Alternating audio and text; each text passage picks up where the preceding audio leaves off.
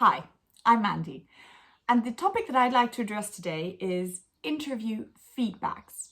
I don't know if it's happened to you whereby you've been on an interview, you feel positive, you think you'll probably make it onto the next level, and then you get a call or you get a message saying that you were not selected to keep moving or not selected for the position, and you're confused.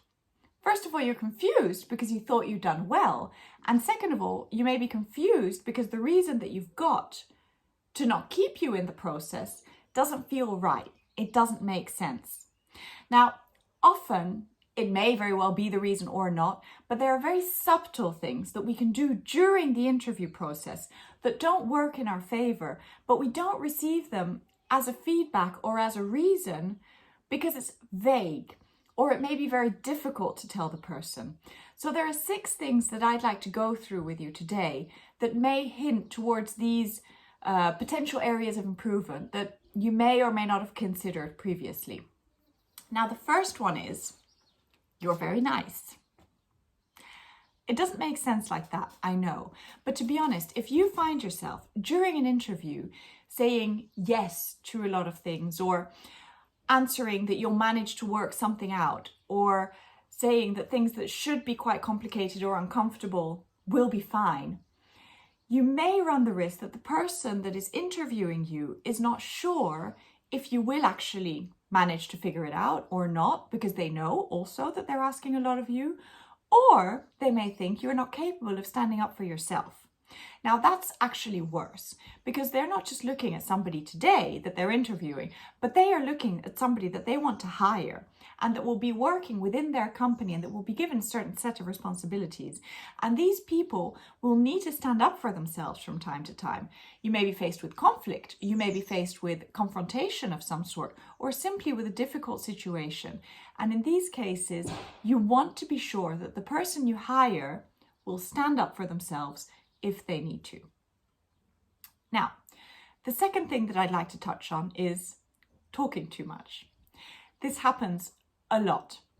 A person comes on an interview and they want to be sure that the interviewer has understood exactly why they should be hiring that person.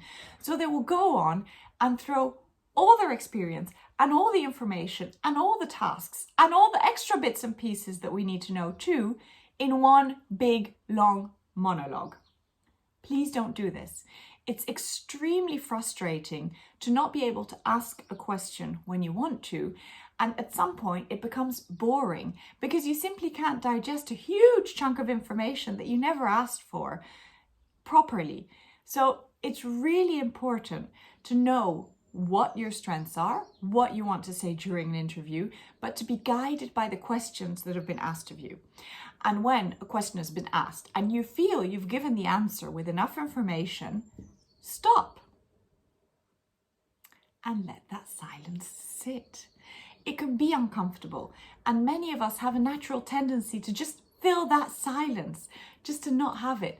But to be honest, the person is probably formulating a new question or digesting information or simply taking a breathing space. Let the interviewer guide the questions. The third thing is eye contact. It's really very, very simple. If you're not answering the question and looking the person in the eye that had asked them, they may very well simply not trust you. What are you hiding? Why are you looking away? Often it can simply be a matter of insecurity, but please practice simply making eye contact, holding it, and answering the questions while you look at the person. Another thing that often happens is when asked the question, what are your faults or what are your weaknesses or points of improvement? The answer is, I can't think of any. Or worse, an answer is given that's supposed to be some sort of a camouflage strength. Like, for example, I'm a perfectionist, or I work too much. Nobody wants to hear these because everybody has faults. It's fine. And the problem is not so much the fault. Nobody really cares what it is. But the question is, do you know yourself? Do you know how to overcome your own weaknesses?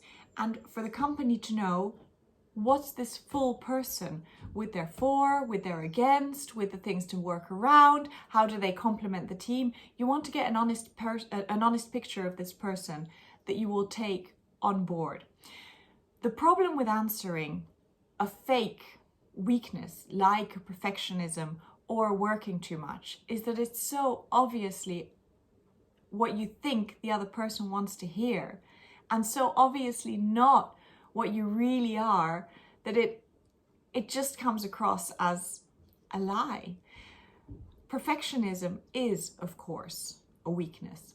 And I'm not saying that you can't mention it. If it's true, mention it. But be sure to mention why you say it's a weakness and not a fake strength. And the same with extra hours or with working too much. Some people really do work too much. And it's a weakness because you can risk burning out, because you can risk simply not having any spare time for yourself and just being totally worn out. So be sure that if they are really your weaknesses, that you explain why they are and be honest about it, because they really are weaknesses indeed. Some people have had difficult experiences. For example, maybe you've spent a long time looking for a job and you feel demotivated, or maybe you've had a burnout, or maybe you've been fired from your previous job. When these topics are approached during an interview, and probably they will be, our fight or flight instinct kicks in. So this means that either we react defensively and aggressively, we fight. How come you haven't found a job yet in 3 years?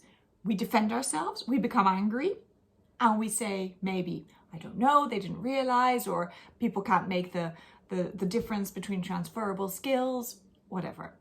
Or we feel totally demotivated and we'll say, I don't know, I don't understand it. Our body becomes smaller, we become depressed. These emotions are difficult ones to handle in general in our lives. But during an interview, we need to be sure that we are on the one hand honest about it, but on the other hand, that we can reassure the interviewer that we are ready to move on. If we've been so depressed by a long job search that shows, it means that every interview that will go on, we will feel this is just another one like all the others.